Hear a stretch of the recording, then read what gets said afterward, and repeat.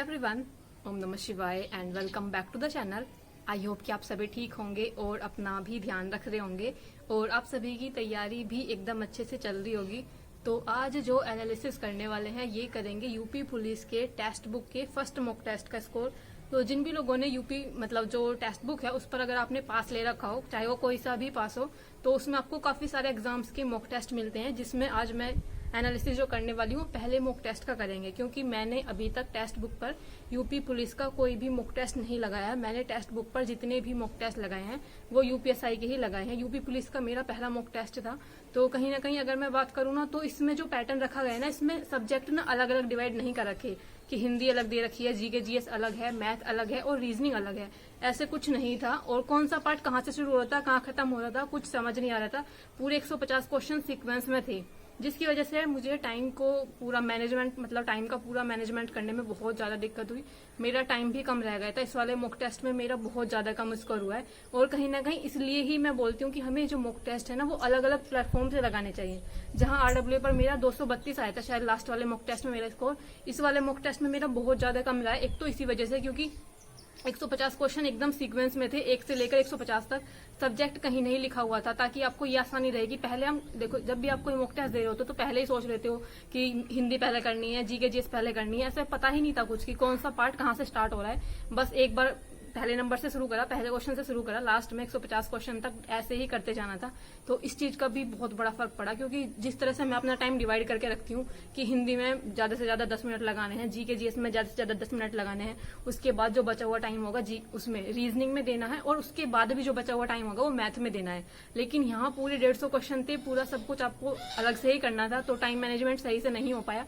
कौन से सब्जेक्ट में कितना टाइम लगा मुझे कुछ समझ में ही नहीं आया। फिर मैं भी थोड़ा धीरे से कर रही थी, क्योंकि मुझे ऐसा लग रहा था जब मैं आरडब्ल्यू पर करती हूँ तो मेरा टाइम बच जाता है। यूपी पुलिस के मॉक टेस्ट में मेरा टाइम कुछ बच जाता है। तो मुझे लगा कि ठीक है, आराम से तसल्ली से करती हूँ। 100 मतलब पूरे 150 क्वेश्चन है तो धीरे धीरे करते जाऊंगी, टाइम तो ज्यादा मतलब टाइम मेरा बच जाएगा। लेकिन ऐसा कुछ भी नहीं हुआ था, टाइम कुछ नहीं बचा था पूरा। बस मैंने जैसे तैसे करके मेरा इतना नंबर भी आए हैं, क्योंकि मुझे लग रहा था शायद मैं 200 भी क्रॉस ना कर पाऊं, ऐसा मॉक टेस्ट मुझे लग रहा था। और क्वेश्चन ना ऐसे नहीं थे कि बिल्कुल हलवा क्वेश्चन है कि सीधा सीधा रख दिया और आगे आंसर। रीजनिंग के भी ऐसे ऐसे क्वेश्चन थे ना। अच्छा, जो रीजनिंग में वो क्वेश्चन आते हैं ना चयन करने वाले, चयन वाले क्वेश्चन 3 से 4 क्वेश्चन थे, और हर एक क्वेश्चन में अलग अलग शर्तें थी।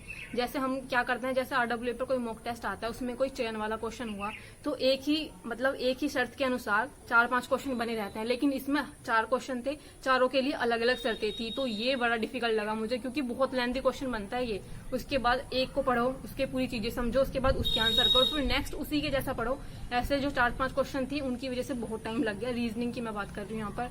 मैथ भी इतनी ज्यादा आसान नहीं थी, कुछ क्वेश्चन बहुत ज्यादा डिफिकल्ट थे, तो ओवरऑल हो गए थे। लेकिन एक अगर मैं जो स्कोर बताना चाहूँ कि हिंदी में कितना रहा, जीके जीएस में कितना रहा, ऐसे पूरा सब्जेक्ट वाइज स्कोर नहीं शो हो रहा था, तो इसलिए सही से नहीं पता लग पाया। बस टोटल क्वेश्चन पता चला कि इतने टोटल क्वेश्चन हुए हैं, इतना स्कोर रहा है, इतनी रैंक रही है। और इसकी जो कट ऑफ रखी गई थी वो शायद जनरल के लिए 210 से थी, 210 से 230 के बीच में थी, और ओबीसी की थी 200 से 206 के बीच में। इस कट ऑफ को देखकर ही आपको अंदाजा हो गया होगा कि इतना आसान ये मॉक टेस्ट नहीं था। मेरी कट ऑफ क्लियर नहीं हुई थी, पहले ही मैं आप सभी को बता देती हूँ। चलो फिलहाल करते हैं कुछ क्वेश्चन की बात, और उसके बाद करेंगे कि क्या क्या स्कोर रहा। वैसे अगर आपने ये मॉक टेस्ट लगाया हो तो एक बार अपना स्कोर जरूर बताना कि आपका स्कोर क्या रहा। इसीलिए मैं बोलती हूँ कि कहीं ना कहीं सिर्फ एक प्लेटफॉर्म से मॉक टेस्ट लगाना जरूरी नहीं है, हमें ना अलग अलग प्लेटफॉर्म से ही मॉक टेस्ट लगाने पड़ेंगे, तभी हैबिट होती है उस चीज की। जैसे आरडब्ल्यू पर आप लगा रहे हो अगर मॉक टेस्ट, अगर आपके 220 के नंबर आ रहे हैं तो हर मॉक टेस्ट में आपके उसके करीब ही रहेंगे, या तो 220 से 10 नंबर ज्यादा होंगे या कम होंगे।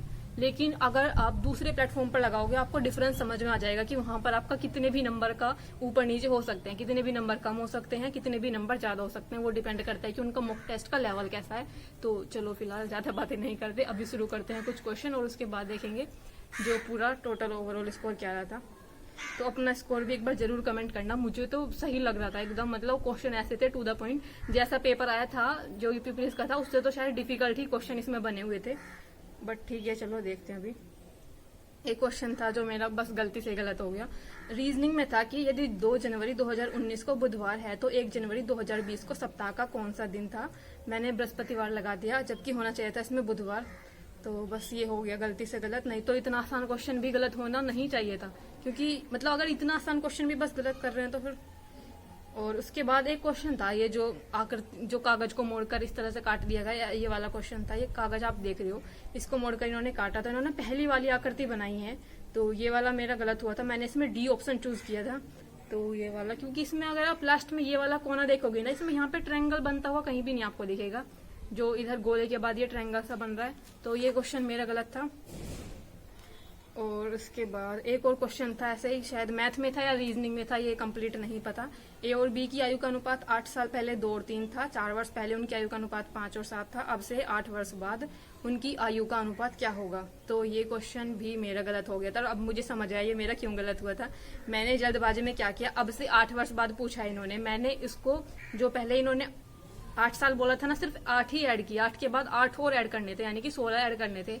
अब जब मैं यहाँ पर देख रही हूँ तब मुझे समझ में आया, क्योंकि पहले 8 साल पहले का दिया हुआ है, फिर उसके बाद उससे 8 साल आगे का बताना था, लेकिन मैंने क्या किया, जो 8 साल पहले का दिया था उसको मैंने वर्तमान कर दिया सिर्फ, तो मैंने 8 ऐड किया था, जिसकी वजह से मेरा ये क्वेश्चन गलत हो गया। जल्दबाजी में ऐसे टाइप के क्वेश्चन भी गलत हो जाते हैं, और जल्दबाजी मैंने इसलिए की थी क्योंकि टाइम नहीं बचा था, मुझे इतनी जल्दी हो रही थी। बाद में लास्ट में मैंने जैसे तैसे करके इतने नंबर भी मेरे आए हैं, नहीं तो मुझे लग रहा था शायद 200 भी नहीं आ पाएंगे, ऐसा मॉक टेस्ट था ये। लास्ट में जब ये जल्दबाजी में किए थे तो सारे गलत से ही हुए। उसके बाद में लास्ट में, सबसे लास्ट में थी स्मोक टेस्ट में हिंदी, एक क्वेश्चन था कि ऋषिकेश की संधि क्या बनेगी, मैंने लगाया था ऋषि रमाकेश, तो ये गलत था। इसमें है था, ये है से शुरू होना था, ये क्वेश्चन गलत हुआ था। उसके बाद एक हिंदी में ही क्वेश्चन था कि जीवा की नोक जब ऊपर के दांतों की पंक्ति के सामने वाले दांत के ऊपरी हिस्से के संपर्क में आकर वायु के प्रवाह को अवरुद्ध करती है, तो ऐसे उच्चारण स्थान को क्या कहा जाता है। मैंने लगाया था दंत्य, मतलब जब जो जीभ जो है दांतों को स्पर्श करती है, तो ये जो दंत्य वर्ण में जाएंगे ये। तो इसमें था वतर्ष्य, ये कौन से वर्ण होता है ये मुझे नहीं पता था, क्योंकि वतर्ष्य तो शायद मैंने सुना भी है, लुंठित भी सुना है, प्रकंपित भी सुना है, काकल्य वर्ण होता है ये भी पढ़ा था, लेकिन वतर्ष्य कौन से थे ये नहीं पता था मुझे। अगर आप देखोगे ना, नीचे साइड में लिखा हुआ दिखा रहा होगा 7% गोट दिस राइट, केवल 7% लोगों का ही ये जो क्वेश्चन है ठीक हुआ है। तो इससे मतलब जो मैंने ये चीजें रख रखी है ना लास्ट में, ताकि आप भी देख सको कि किस टाइप के क्वेश्चन ऑलमोस्ट सभी लोग गलत करते हैं। 7% लोगों का ये क्वेश्चन जो है मतलब सही हुआ है, बाकी लोगों का गलत है, तो इस तरह से।